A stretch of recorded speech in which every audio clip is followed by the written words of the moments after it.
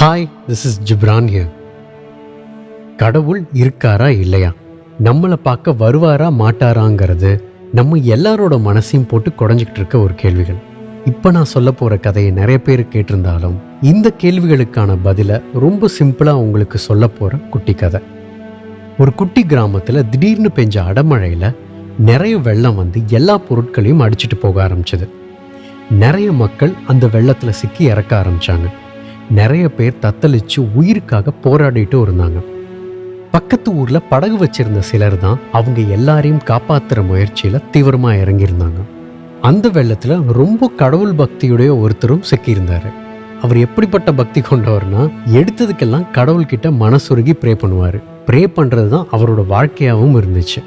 இந்த வெள்ளத்துல சிக்கிக்கிட்டப்போ வானத்தை நோக்கி கண்ணை மூடி, கடவுளே எனக்கு எப்படியாவது உதவி செய்ய, இந்த கொடூரமான வெள்ளத்துல இருந்து என்னைய வெளியில கொண்டு வந்து என் உயிரை காப்பாத்து அப்படின்னு மனசுருகி ப்ரே பண்ணாரு. கொஞ்ச நேரத்துல அந்த பக்கத்து ஊர்க்காரங்க ஒரு படகோட வந்தாங்க. வெள்ளத்துல இருந்து உங்க எல்லாரையும் காப்பாத்துறதுக்காக தான் படகு கொண்டு வந்திருக்கோம், இதுல ஏறிக்கோங்க, தண்ணி இல்லாத இடமா பார்த்து பத்திரமா உங்களை இறக்கி விட்டுறோம்னு சொன்னாங்க. அதை நம்ம தீவிர கடவுள் பக்தர்கிட்டையும் சொன்னாங்க. ஆனா அவரு அந்த படகுல ஏற மறுத்துட்டாரு. இந்த படகுல கூட்டம் அதிகமா இருக்கு, நான் வரல அப்படின்னு ஒரு காரணத்தை சொல்லி அவங்கள அனுப்பிட்டாரு. அவங்க போனதுக்கு அப்புறம் மறுபடியும் கண்ணை மூடி கடவுள்கிட்ட தனக்கு உதவி பண்ண வர சொல்லி ப்ரே பண்ண ஆரம்பிச்சாரு. அடுத்த நாள் இன்னொரு படகும் வந்துச்சு. அந்த படகுல ஆட்களும் கம்மியா தான் இருந்தாங்க. அவங்க எல்லாரும் நம்ம தீவிர கடவுள் பக்தரை பார்த்து, இப்பவாவது படகுல ஏறிக்கோங்க, ஆட்கள் கம்மியா தான் இருக்கும்னு சொன்னாங்க. ஆனா அதுக்கும் நம்ம தீவிர கடவுள் பக்தர் ஒரேடியா மறுத்துட்டாரு. நான் வரல, நீங்க போயிட்டு வாங்க, எனக்கு கடவுள் உதவி பண்ணுவாரு அப்படின்னு அவங்களையும் அனுப்பிச்சிட்டு மறுபடியும் கடவுள் கிட்ட கண்ணை மூடி ப்ரே பண்ண ஆரம்பிச்சார். மூணாவது நாள் வெறும் 2 பேரோட ஒரு பெரிய படகு வந்துச்சு. அந்த படகுல உள்ள 2 பேரும் நம்ம கடவுள் பக்தர்கிட்ட கெஞ்சாத குறையா எவ்வளவோ எடுத்து சொல்றாங்க. இனி நாள் ஆக ஆக மழை அதிகமா பெய்யும், வெள்ளமும் அதிகமாகும், அதனால வந்த படகுல ஏறி உயிரை காப்பாத்திக்கோங்கன்னு. ஆனா நம்ம தீவிர பக்தரோ விடாப்பிடியா அவங்க கிட்டையும் வேணான்னு சொல்லி அவங்களையும் போக சொல்லிட்டாரு.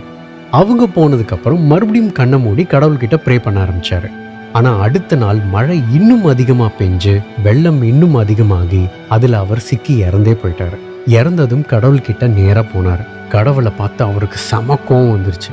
எனக்கு இப்படி அநியாயமா நம்பிக்கை துரோகம் பண்ணிட்டீங்களே, நீங்க காப்பாத்த வருவீங்கன்னு உங்ககிட்ட கண்ணை மூடி எவ்வளவு உண்மையா ப்ரே பண்ண, கடைசியா என்னை இப்படி கொண்டுட்டீங்களேன்னு ஆவேசமா கத்துனாரு. கடவுள் சிரிச்சுக்கிட்டே, நான் ஒன்னும் உனக்கு துரோகம் பண்ணல, உன்னோட பிரேயரும் எனக்கு நல்லாவே காதுல கேட்டுச்சு, அதுக்கு பதில் கொடுக்கும் விதமா தான் உனக்கு அடுத்தடுத்த நாள்ல நீ தப்பிச்சு போறதுக்கு படகுகளை அனுப்பிச்சுக்கிட்டே இருந்தேன். ஆனா நீ தான் முட்டாள்தனமா அந்த உதவிகளை எல்லாம் வேணான்னு சொல்லிட்டு உயிரை விட்டுட்டேன்னு உண்மையை எடுத்து சொன்னாரு. உடனே தன்னோட முட்டாள்தனத்தை உணர்ந்த அந்த தீவிர கடவுள் பக்தர் ரொம்ப வேதனைப்பட்டாரு. கடவுள் இருக்காரா இல்லையாங்கிற கேள்விக்கு இப்போ விடை கிடைச்சதா உங்களுக்கு? ஆமாங்க, மனுஷங்க தான் கடவுள். கடவுள் எல்லா நேரமும் எல்லார் கூடயும் பூமியில இருக்க முடியாது. அதனாலதான் உதவி செய்யறதுக்காக நிறைய மனுஷங்களை படைச்சிருக்காரு. நம்ம கஷ்டத்துல இருக்கிறப்போ நமக்கு உதவி செய்யற நல்ல மனசுள்ள மனுஷங்க தான் கடவுள். நம்ம கிட்ட இருக்கிறத இல்லாதவங்களுக்கு ஷேர் பண்றப்போ அவங்க கண்ணுக்கு நாமளும் கடவுளாதான் தெரியும். வெறும் பணத்தையும் செல்வத்தையும் தாண்டி நாலேஜையும் ஸ்கில்லையும் ஷேர் பண்றதும் உதவிதான்.